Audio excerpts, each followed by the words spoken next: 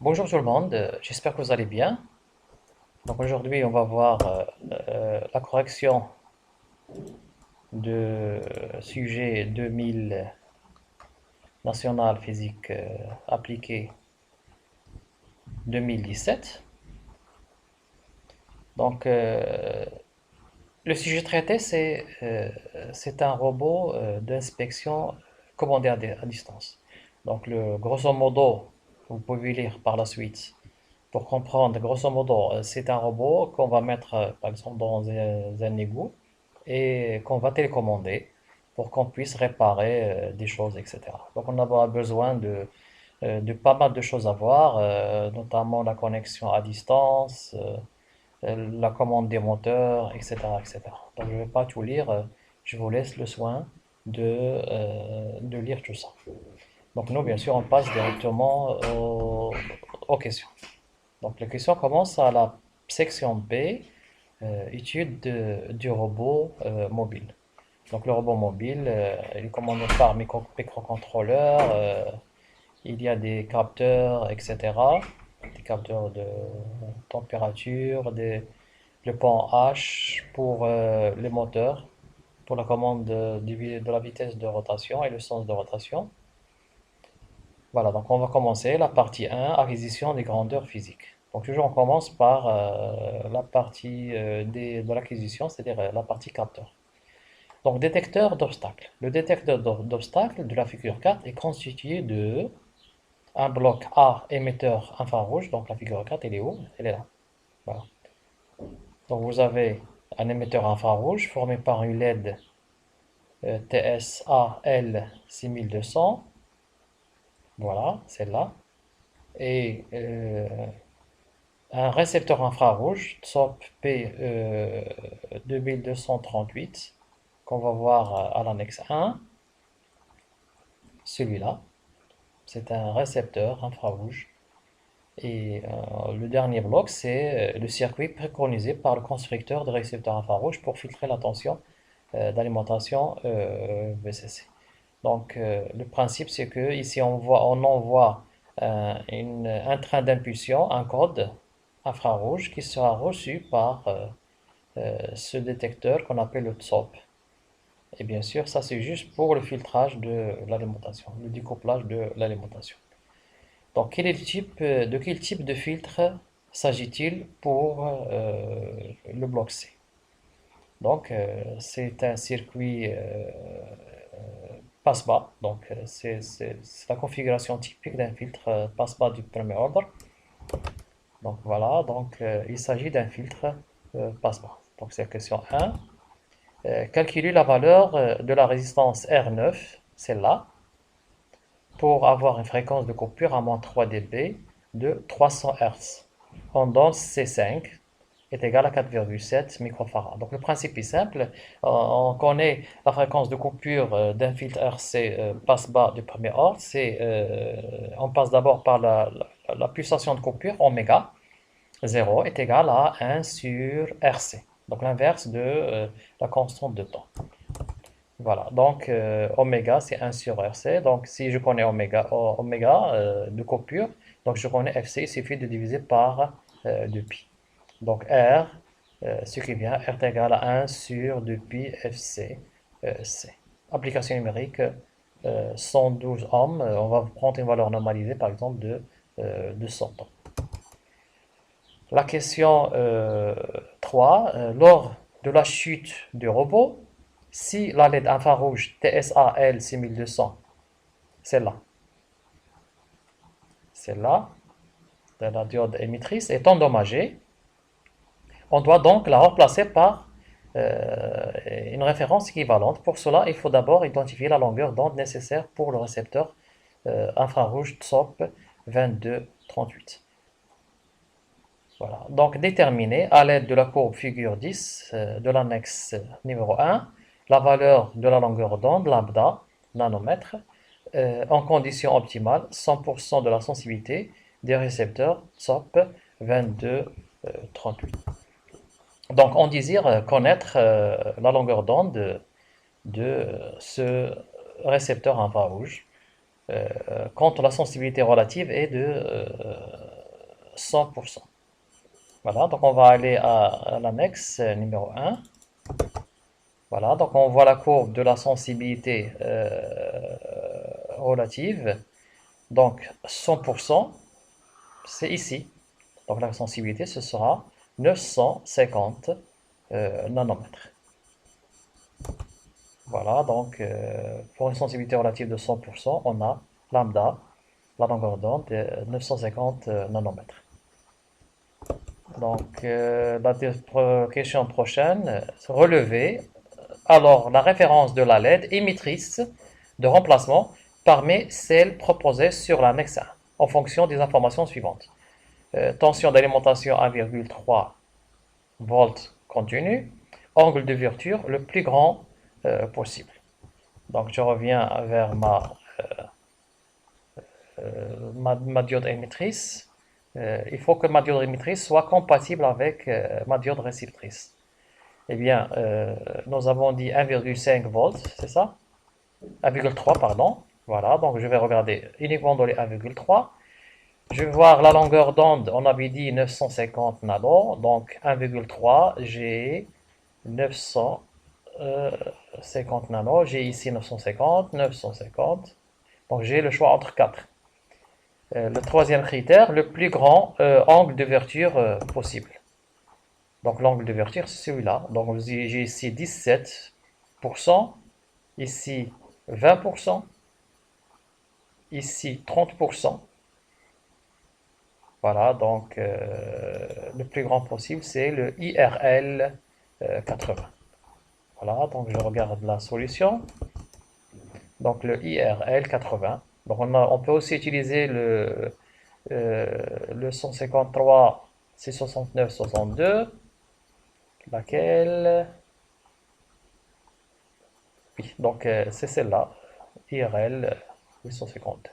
Donc soit cette référence, soit cette référence-là. Voilà. On passe à la question suivante. Système de détection du monoxyde de carbone. Parmi les tâches que peut effectuer ce robot, on trouve la détection du taux de monoxyde de carbone, CO, dans un tunnel de service. C'est un gaz inodore qui n'a pas d'odeur, incolore qui n'a pas de couleur et toxique, bien sûr, et peut créer un danger pour l'être humain. Le capteur utilisé permet de fournir un courant électrique I qui dépendra du taux de CO, contenu dans l'air. Son principe de fonctionnement est le suivant. Donc le principe est simple, vous avez une diode infrarouge émettrice et vous aviez une diode infrarouge réceptrice. Donc on fait entrer le gaz par là et le sortir par là. Donc si le CO, il y a beaucoup de CO, eh bien la réflexion va changer. S'il n'y a pas beaucoup de CO, la réflexion, on aura une autre réflexion. Donc, la quantité de lumière obtenue ici, eh bien, va dépendre de la concentration du gaz. Donc, on aura ici un courant I qui va dépendre de la concentration du gaz CO. Donc, c'est ça le principe en général. En l'absence de monoxyde de carbone, la photodiode infrarouge reçoit toute la luminosité G0. Donc il n'y a pas de gaz, donc on obtient toute la luminosité. Donc on obtient G0 qui lui correspond à un courant I0. Donc I0 c'est quoi? C'est le courant quand il n'y a pas de gaz CO. En présence de gaz, la photodiode infrarouge reçoit une partie G infrarouge inférieure à G0. G inférieur à G0 qui sera converti en courant I. Donc s'il y a un gaz, eh bien, on obtiendra un courant I inférieur au courant I0. L'intensité I dépend de la concentration C diminution du carbone. C, c'est la concentration, ça veut dire combien y a-t-il de molécules de monoxyde de carbone, ou bien d'atomes, dans l'air, dans les conditions normales de température et de pression. La concentration C est donnée par la relation suivante. C est égal à 6,21 fois 10 à la puissance 2, ln logarithme népérien, I0 sur I.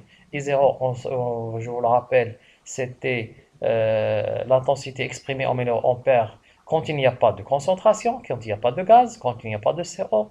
Et I, c'est quand il y a un courant quand il y a un gaz, et C, c'est la concentration du gaz. Donc, bien sûr, nous, si on connaît I, on peut connaître la concentration. Donc, c'est ça l'objectif. La question I5 montrer que l'intensité du courant I, celle-là, peut s'écrire sous la forme suivante. I est égal à I0 exponentielle moins Kc. Donner la valeur du coefficient K. Donc tout simplement, il suffit de tirer I de là. Pour tirer I de là, il suffit de faire l'exponentielle, parce que la fonction contraire du logarithme, c'est l'exponentielle. Donc c'est ce qu'on va voir.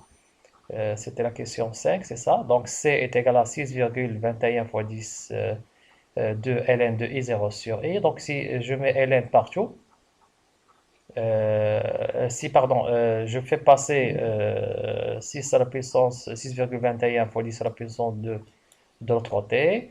J'ai ici uniquement le ln. Pour me débarrasser de ln, je fais exponentielle de ln. Ici, exponentielle de tout ça, c'est divisé par 6,22.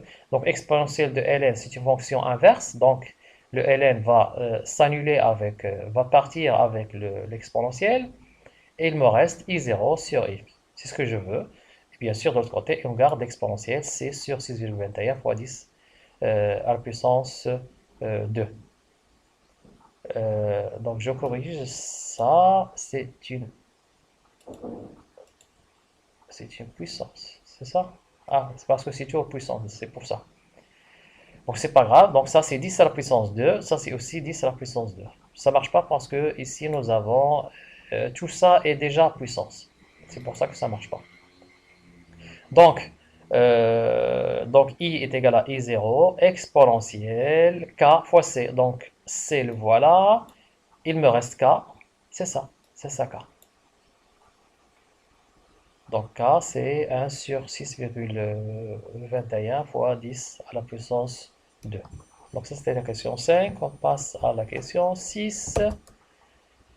Pour I0 est égal à 1 mA, calculez l'intensité I du courant correspondant à une concentration en monoxyde de carbone de 400 ppm en utilisant la relation établie précédemment. On connaît K, on connaît C, on connaît I0, donc on peut tirer I. C'est juste une application numérique avec la calculatrice. Donc, ça me donne I est égal à 0,525 milliampères.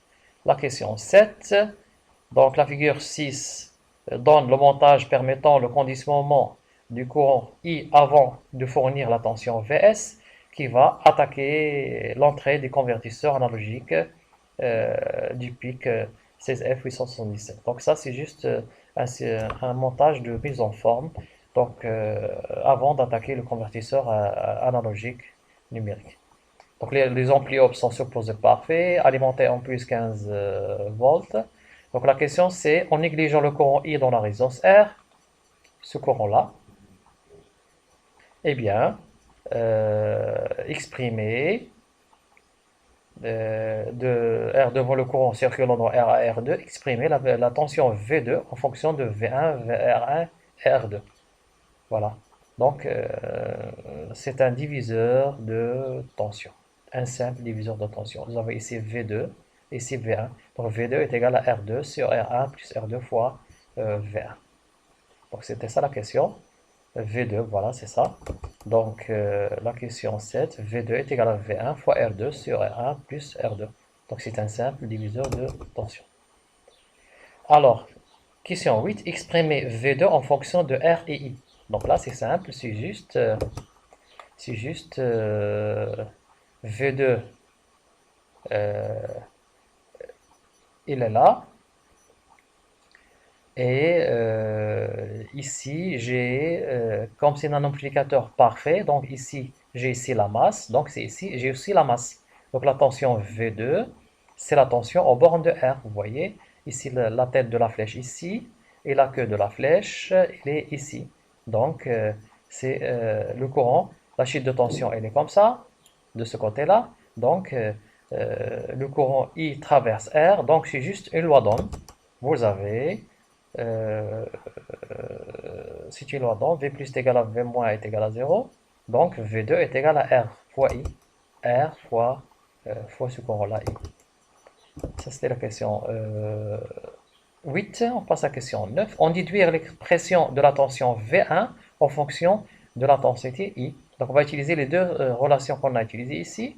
Et au lieu d'utiliser V2, donc ici vous avez V1 en fonction de V2, ici vous avez V2 en fonction de I, eh bien, on peut éliminer V2 et garder V1 en fonction de I. Donc, c'est ce qu'on va voir.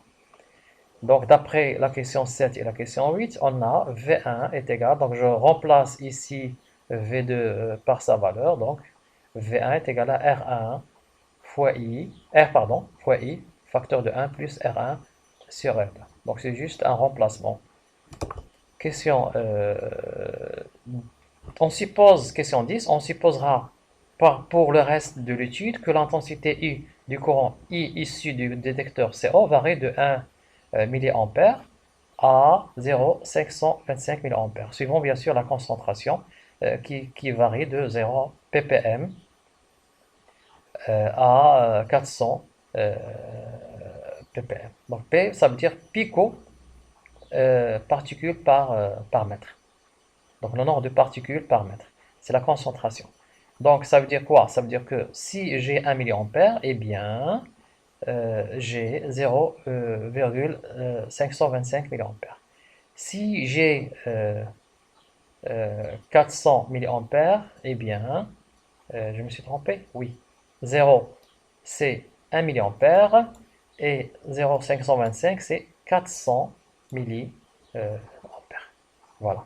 Donc la question c'est 10, déterminer les valeurs extrêmes des tensions V1. Pour R1 est égal à R2 est égal à R2 est égal à 5 kΩ. Donc on va juste voir la tension, la relation qu'on a vue ici, cette relation-là. Donc on connaît R, on connaît R1 est égal à R2, ça devient ici 2. On connaît I, I varie entre deux valeurs extrêmes, donc je peux connaître la valeur de V1. Donc si R1 est égal à R2, donc j'ai ici 2. R, je connais R, ça fait 5. Donc d'après la question Q9, celle-là, eh bien, V1 est égal à I fois R facteur de 1 plus R1 sur R2. Donc l'application numérique, V1 est égal à I fois 10 à la puissance 4. Après simplification, donc V1 pour I est égal à 0 milliohms, pardon, 0,525 mA, j'ai 5,25. Et pour I est égal à, combien on avait dit 1 mA, eh bien, j'ai 10 volts. Voilà. Ça, ce sont les deux valeurs extrêmes. Ça correspond à une concentration. Et ça correspond à l'autre concentration. Je passe à la question 11. Montrer que l'on peut mettre la tension de sortie Vs sous la forme suivante. Vs est égal à A facteur de Vrf moins V1. Donc ça, c'est juste, si je regarde mon montage ici, donc ici j'ai Vrf et ici j'ai V1. C'est quoi ce montage? Si vous vous rappelez bien dans le cours sur les amplificateurs opérationnels, c'est juste un montage soustracteur qui fait la différence entre, donc j'aurai ici quelque chose de Vrf moins quelque chose de V1. D'accord? Donc, il y a plusieurs méthodes de résoudre ce problème. La meilleure méthode, c'est d'utiliser le terme de superposition. J'ai ici VRF à 0, je calcule V1. Donc, si je fais VRF à 0 ici, j'aurai un ampli non inverseur. Inverseur, pardon. Si je fais V1 à 0, j'aurai ici un ampli non inverseur. Et nous, on a appris à, soit on peut le démontrer, sinon on connaît la relation des amplis inverseurs et les amplis non inverseurs. Pour l'ampli inverseur, c'est Vs est égal à moins R4 sur R3, V1. Et pour l'ampli non inverseur, Vs est égal à 1, V1 facteur de 1 plus R4 sur R3. Donc ça, c'est quelque chose qu'on sait déjà. Voilà, c'est un montage soustracteur, c'est ce que je viens de dire. On peut utiliser le théorème de superposition. On prend Vrf est égal à 0, donc c'est un ampli inverseur. Donc Vs' est égal à moins V1 sur R4 plus R3, la résistance de la réaction sur la résistance à côté de l'entrée. Maintenant, si je prends V1 est égal à 0, c'est un ampli non inverseur, donc V plus. Donc bien sûr, ici, je dois le faire en deux temps. Pourquoi? Parce que ici je n'ai pas VRF, j'ai un diviseur de tension. Donc, le diviseur de tension, la V plus, c'est R4 sur R3 plus R4 fois VRF. Voilà. Fois V1, pardon. Et VS devient 1 plus R4 plus R3 fois V plus. Donc, VS2, c'est 1 plus R4 sur R3, ça c'est le diviseur de tension. Pardon, c'est l'ampli non inverseur. Et ça, c'est le diviseur de tension. R4 plus R3 plus R4 fois V1. Donc, bien sûr, si je mets ça en forme, eh bien, on va simplifier R3 plus R4 avec R3 plus R4. Il me reste R4 sur R3. Donc, VS seconde.